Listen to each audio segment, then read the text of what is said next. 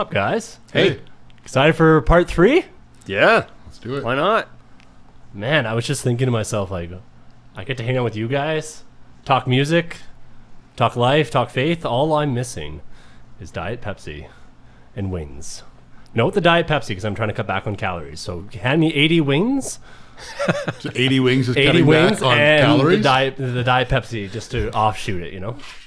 I'm sorry. Okay. You're trying to cut back on the calories and you're 80 foregoing the Diet Pepsi. Yeah, I have to get the Diet Pepsi. But we're going to move on and talk more about the series because we could talk about my life and what I eat for hours because that's one of my biggest passions is food. But we're not here to talk about that. As you guys might remember, we are talking about music, as I just said. I want to make a disclaimer to our congregation who might be listening to this. Just because I'm not on the worship team does not mean I don't like music. I might not be able to. Yeah, surprise. I don't think that's a preliminary thing.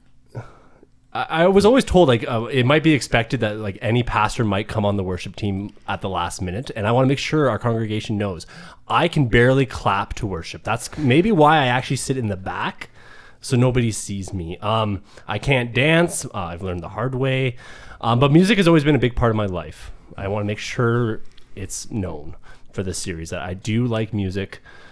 I just might not be able to dance to it, might not be able to clap to it. But you can push play. But I know how to push play. I know how to listen. I know how to enjoy. Perfect. I actually remember I was thinking about this when it came to the series. My favorite moments in high school was coming home from school and stealing my friend Lisa's iPod. You remember those little iPods? And then you would have one headphone in and you would share it with your friend on the bus. And that's how I actually got into rock and roll. Because her dad was huge into the 60s, 70s music. And I would just blast that music being like, what in God's name is this? Because this was so different than any Christian mainstream music my parents listened to me, but I absolutely loved it. And yeah, Not wrong. rock and roll is life, atypical children's pastor, I guess. I'm 6'2", 225 pounds, loves rock and roll and metal music. Perfect image, Yeah. That's what I think of. So Jay, I'm really good with words sometimes. So I want you though, or Aaron, or anyone who wants to remind us what this series is all about. Well, just as we go through this, Hi-Fi Seminary is the series, and it's just about an album artist and one of their albums that we have enjoyed or currently enjoying. Talk a little bit about that, why we enjoy it, and then spend a little more time maybe something in that album, a song on that album that sort of maybe just reminds us something or points us to a truth, something about something theology, a truth about Jesus, something that helps us even just in living out our faith, and just something in that song that sort of helps us get there or reminds us of one of those things, and just talking a little bit about that. Awesome. I think music binds us. I don't know what it is. About absolutely. Music. It connects, breaks down walls, it breaks down boundaries. It can find profound truth across the board for people. And that's why I actually love this series so much. So for me, one of the albums that really came to my mind was the Rolling Stones. Their whole lyrical, good choice. What's the word I'm looking for? The craziness of Mick Jagger kind of resonates with me a little bit. Maybe because I wish I could dance. Maybe I wish I could sing like he can. But the Rolling Stones helped me in a lot of my dark moments, believe it or not. One of the albums I wanted to talk about today was Out of Our Heads, which delivers actually a lot of great covers and also their own songs. They cover Mercy Me. Mercy. Mercy. Mercy. The Mercy Me was not even born yet. If they would have covered Mercy Me, they weren't even around. 30 or so years before there was a Mercy Me. I just heard the word mercy and I was thinking... We'd be having a very different conversation. Child of with the Rolling evangelicalism, Stones. ladies and gentlemen. The blues rock band from the 60s somehow covered a band that didn't even exist yet. Who knew? Yeah, Mercy. They covered That's How Strong My Love Is. They covered Good Times, Cry to Me, and Hitchhike. Although I love all these songs, I do not want to focus on covers. I want to focus on the song that kind of put the Rolling Stones on the map. Yeah. Satisfaction. And I just actually wanted to say before we get right into that song, one of the things, I really like the fact that we, I sat down and you suggested this. I've never listened to a Rolling Stones album. Mm-hmm. Yeah, me too. I've listened to a lot of their stuff. I've seen the pre-recorded concerts YouTube DVD, that sort of stuff, and it's, obviously seen different song or heard different songs, and the amount of movies and all that sort of thing you hear. So I've heard lots of, I think I've heard greatest hits albums. Yeah. So it was actually really kind of cool to sit there and just really listen to an album, which I'd never done before. So that was actually really just a cool experience. For me, like, same here. And I was like, man, like, why have I never done this before? Yeah. I really enjoyed it. There is so much diversity on that record, and they are original with those tracks that they cover. Well, they kind of put blues rock on the map with this album. Like you said though, Jay, I like how their greatest hits is actually called 40 Licks. Right, that's right. Yeah. And it's interesting how there's 40 songs that you would be like, I don't care what album this is from, I just like this song. Right. And I admit, I it's easier because I remember, like I said, back to the iPod days, you only had a selected amount of room, so you put their greatest hits on the album, on your record, your iPad, because you couldn't fit all the albums you wanted to. But yeah, Satisfaction today. This song resonated with me because I am desperate always to try to find that next fix to make me happy. And I don't know if it's the mentality of me. I don't want to say I'm a drug addict, but it's trying to get the next high. Dopamine rush. Yeah, exactly. Finding the next thing to make me happy. Yeah. When I think about this, the expression, the grass is greener on the other side. And sometimes I'm guilty of saying the grass is always greener over there. That will make me happy. Going over there will do that. And Satisfaction speaks to that. Even though this song triggered a lot of sexual tension in the world at the time it was written, because a lot of the song is about, seeking fulfillment in the wrong places. I think there's a lot of truth in that for Christians. What are we seeking fulfillment from? This is a consequence of sin because we're always searching for the next thing. Yeah. What do you guys think? Any thoughts? I was actually, when kind of going over what you prepared for this and the song, thinking about it, like, when you really listen to that song, like, I don't know, like, if you paid attention, like, yeah, maybe there's some intent that Mick Jagger had that was different and wasn't necessary to be like, you can't find satisfaction anywhere but Jesus. He's not saying that. But he's really voicing something that is very true. And if you pay attention, like the line that keeps getting stuck in my head, there's about the guy on the TV giving me this useless information, telling me how white my T-shirts can be. And he's just, for him, he's just like, whoa, I don't care. Like, how is that going to make me happy? How is a white T-shirt going to make me happy? And I even thought about, like, myself, the things that I chase for that dopamine hit all the time. They don't satisfy. And we really need to take stock of ourselves when we're chasing that. It's like, especially as Christians, is Jesus really the one that we're seeking to be everything for us? Yeah, for me, it's as we talk about dopamine, I hear a lot of the idea, the satisfaction, but once you get whatever we think that might be, soon as we get it, maybe we're satisfied in that brief moment. Yeah. And then instantly, we're looking for the next thing. And then as you bring up the line with the advertisement kind of does that, right? It's just sort of like, oh, I need that. And that's the thing I need, whether it's happy, fulfilled, satisfied, the thing that whatever is missing in, whatever product I need that will whatever fix something in my house or car or whatever. But then it's just sort of like the next advertisement is just sort of like, oh, but I don't have that either. Right. I call it food court syndrome. I don't know if you guys have ever done this. You're walking in the food court and you see someone that has something and you're like, ooh, I want that Chinese food. That Chinese food looks great. And then you get the Chinese food. It was okay. It hit the spot, but then someone else walks by with the cinnamon roll and you're like, ooh, I want that next. Yeah. And then it still, does it leave you empty? Yep. More? Well, it's sort of like when some movie comes out and it gets super hyped up, but you don't see it right away. Oh, but it gets yeah. so hyped up that you see that it almost is let down because it's been built up too much. Oh, it's the best movie ever. And it's just like, well, it was good, but Yeah. I actually like how Keith Richards woke up from the middle of the night hearing this song in his head. And I thought to myself, like, how funny is that? Because he wakes up and he writes down, I can't get no satisfaction on a good piece of paper, plays the guitar riff, and falls back asleep. And I thought, how much do we wake up in the middle of the night thinking about these things that we think that will satisfy I wish I could wake up in the middle of the night, wwite something down, and realize this is $1 million right here. I don't know if he thought that, but yeah. $1 million idea. But I wake up thinking tomorrow I'll do this and it'll make me happier. Tomorrow I'll do this and things will be different.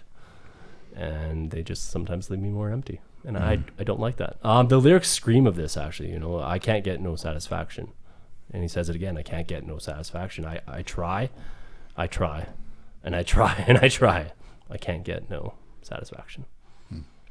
Yeah, the funny thing, when you hear this song and you're belting out the chorus and what's happening is you're probably in a good mood, having a good time, but I can't get no satisfaction. That it's really poetic. That I know for me, like whenever I hear this song, it's usually when people are like hanging out, having a good time. At the end of the day, that good time that you're having, that's not going to fulfill you. It's a good thing being with people, but like there's aspects of partying that we bring, that we have, that we chase, like drinking, or for some people drugs. Food is another thing. What is the line? I think it's Andy Bernard in The Office. When I wish I knew I was in the good times. yeah, in the good old days. When I was in the good old days. I wish I would have knew I was in the good old days when I was in the good old days. Yeah, exactly. Because it makes me think I would have appreciated that moment more. Yeah. Right. Because that was good. That was great. As some of the congregation knows, and you guys heckle me all the time, I love bodybuilding. Mm-hmm. And this song screams of my life as a aspiring natural bodybuilder that I'll never be satisfied with the way I look. Mm-hmm. Like everyone's like, "Oh, Kyle, you're so muscular," and maybe they don't talk like that, but That's how they talk in your head. that's how they talk. Or if people say you look good, and then there you are saying, "No, Right. I want this more. I want." Someone complimented me today on my chest, which is a compliment, believe it or not, for a bodybuilder. As a male, someone says your chest is looking big. It's a weird compliment for me. But for me, it's like, it's not muscular enough. Right. And what am I doing? I'm eating more. I'm buying more supplements, thinking it will give me that extra edge to push me to be where I think will make me happy. But no matter what my body state is, I've never been happy. Mm-hmm. That's body dysmorphia. That's what this song speaks of to me, because it's saying no matter what I try, I can't find satisfaction with it. So what about you guys? Where maybe not you guys, but those who are listening can think about it. So if you guys are open to sharing, where do you chase? What do you chase for fulfillment? Anything come to mind? I mean, just like anything, the things that we find joy in are good, but there's always the distortion that can come because we're that dopamine hit, that trying to find it in the wrong place. And for me, I think about, like, I love bicycles. I love bike stuff. And there's always that dopamine hit that comes from getting the new thing that's going to make my riding experience better. Yeah. Whether it's new set of tires or new handlebars, a more comfortable saddle, or bags that make it easier to carry more, whatever it may be. And at the end of the day, I realize, like, there's always gonna be something else. And that's something that I can chase. And I mean, even this series talking about music, like, I love vinyl records. I love that stuff, but like, it's never going to be enough. And that can be, it can be unhealthy, though it can be good. Yeah, I kind of resonate with that kind of idea, like whether it's for me, like vinyl records for sure, like that. So it's sometimes it's even like as you let's say do stuff like this. Like I can say something and somebody say, "Oh, that was really well said," and that was that.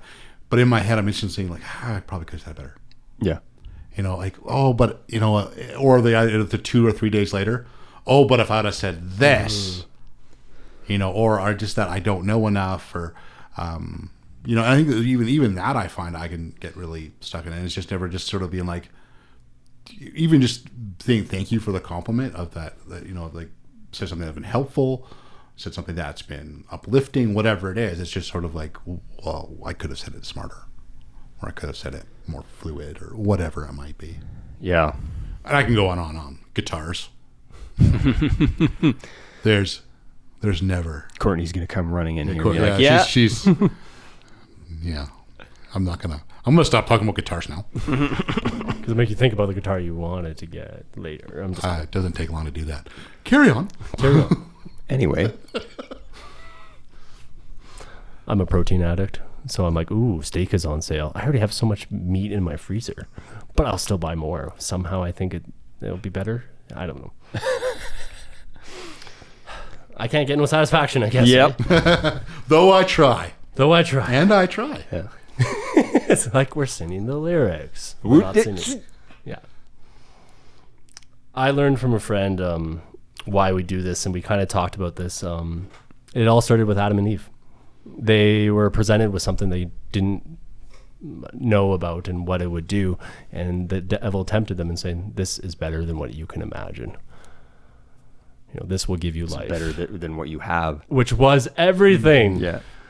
It drives me nuts, but they doubted that God actually had provided them everything they needed. And we do this too. The consequence of engaging in these things is what sin is. Mm-hmm.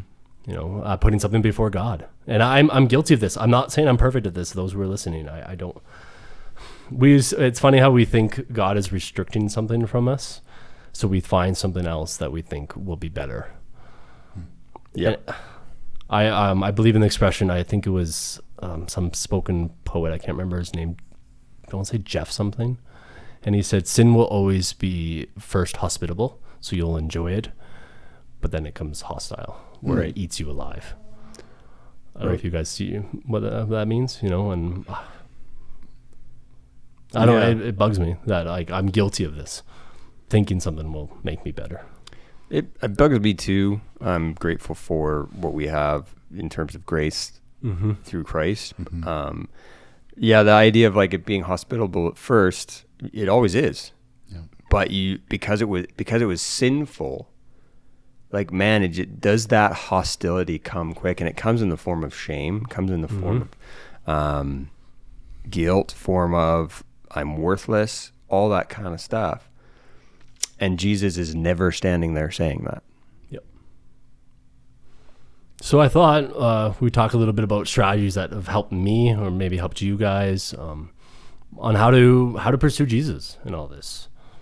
So you think about the Rolling Stones and the era they were in, the party lifestyle, drugs, alcohol, sex. You can imagine Mick Jagger was called the sexiest man alive for many years, had women flocking to him.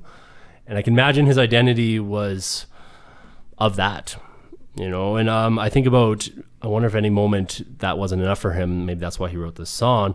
But for us that don't live that lifestyle or want to pursue Jesus, is to ask Jesus in a humble way, which could be very humbling, remind me what I need to cut out of my life. What is distracting me? Right. And that's a hard prayer. Mm-hmm. And I'm very scared because every time I make that prayer, God reveals something new to me. It terrifies me, but it's also liberating that God actually has my best interest. He would rather leave me relying on him, even though it hurt to get to that point. Right. If that makes sense. So to cut something out of my life might be painful, but it's worth it. Yeah. I ask myself to figure this out for those who want to know this for themselves is, what would I be devastated if it got taken away from me? And if it's something that's not God, it's probably something I put before God. Yeah. That's just my strategy in this matter. Yeah. The definition of idolatry, which is always a hard thing to admit to yourself. And sometimes it might take someone pointing it out to you. It might take someone saying, hey. Well, it really can sometimes, because, I think it's Timothy Keller who says with idolatry, the definition of idolatry is making a good thing an ultimate thing. Yeah. And I think that's a really good point, because sometimes it's not that this thing is necessarily even bad. Yeah. It's just put in the wrong spot. Right. I heard one. And that's hard to see, because it's sort of like, because we can easily, understandably justify, well, it's not bad. And like, no, it really isn't bad. It's just in the wrong spot. Right. Placement. Priority. Priorities, absolutely. I heard one pastor say it's kind of like a fire. The fire is beautiful. It's wonderful. But when it gets out of control, it's devastating. Yeah. So now the strategy I was thinking about, we talked a lot as a congregation and as a church about the importance of knowing gospel fluency. If we know the gospel well, we know who we are. Right. We know who we are in Christ. Right. And I think that's so important. To do this for myself, I do these things called I am statements. I'll say something like, I am blank because of what Jesus did. So a quick example, like, I am accepted because Jesus was rejected. I am loved because he was hated. Right. That alone fulfills me enough to remind myself that I'm actually worth so much more than this thing I'm trying to pursue. Yeah. Ask any rock and roll legend, probably even the Rolling Stones, their identity was found. They thought everything they did themselves. Right. Who was the hero of their story? Most of the time it's them. Right. What we did. Right.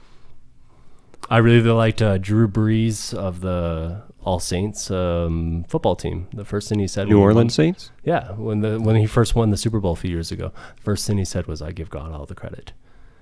And then he praised his team. Then he praised his managers. And then he said, and I helped a little bit. Lastly, one strategy I was really thinking about a lot this last week is focus on the eternal. Like, what matters now versus what matters later.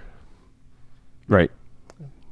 I don't know if you guys, I always imagine it. I love going out for fast food. It's a guilty pleasure of mine. And they have the little free refill station. Guilty pleasure of yours. They now have the pops behind the counter. I mean, not behind the counter, so you can go up for as many refills as you want. Yeah. Okay, yeah. And you think how thirsty you are. Yeah. When you go in and you have 4, 8. I think I've got up to 12 Diet Pepsis. Thankfully, they were diet. But doesn't mean I won't ever be thirsty again. Still a lot of sodium in that. Is there sodium in Diet Pepsi? I'm pretty sure. Maybe. I don't know. We don't need to go into that. We have a fact check on that. Do we have a fact checker? Do we even have one of those? I don't know. Spencer, if you're listening. No, don't actually Google that right now, Spencer. But yeah, how I think this is going to... I'm so thirsty and I drink so much of this pop, but an hour and a half later, I'm thirsty again. Right. And when I focus on the eternal, Jesus said, he's the wellspring of life. Right. You're kind of, John 4, where he talks about you'll never be thirsty again. Right.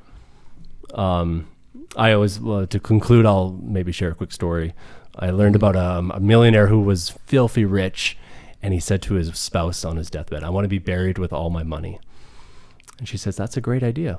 And the coffin looked a little bit small for all the amount of money he had. And she said, I wrote him a check. It's up to him if he wants to cash it. That's good. Yeah, because wherever he goes, he can't cash that money. You can't take money to heaven with you. Right. All these things that you thought would provide you joy, you can't take to heaven. I just wanted to, as you were talking, something came to my mind. You kind of posed the question of, our thoughts, what's happening in hell for us. So, really, really quickly, it's just, I think it's James 5, where it says, confess your sins one to another. Even sort of rephrasing a little bit, confessing our faulty belief systems one to another. Yeah. I think that to me is just like adding that, having friends in our life that we can just really be honest, like kind of like even just say, hey, sometimes we talked about vinyl records or whatever it is, just sort of saying, sometimes we are looking for that, for the feeling of satisfaction and all that sort of stuff. So that's just doing that, and then having that person in your life to be accountable, to be real with, and all that sort of stuff is, I think, just another thing that. Yeah, I think it's important to have a community. I'm so thankful for you guys. I'm thankful for Ron and Spencer, Mila and Courtney, that they can kind of say, Kyle, let's check you in, what's providing you joy right now. Yeah, that is helpful. And I found for myself there's a sense of responsibility. I know that when I was not married, and don't take this as my wife tells me what I can and cannot buy, but when I wasn't married, I would spend whatever money I wanted on whatever I wanted. I was still responsible with it, but as soon as you get into a relationship where there's someone else who depends on the money that you bring into there, like probably share the same idea with kids, Yep. and all and whatnot. Like when there's a sense of responsibility, I think helping people find a sense of responsibility, not just when it comes to money, but when it comes to like, what are you chasing, and how does that impact everyone else around you, and who do you want to be, especially as a follower of Jesus? You don't want to be bringing negative impacts into someone's life because of the decisions that you make. I think that's a great place to leave it, Aaron. Yep. That was great. What are you chasing? I like that. Yeah. That's what it comes down to it. Right. And yeah, I will leave it at that. I had a little note to say drop mic, but these are attached to a stand, so you can't really drop the mic. But, we'll see you all next week. And they're expensive, so don't drop them. Yeah, I don't even know how to drop this mic, but yeah, enough of that. We'll see you all next week. See ya.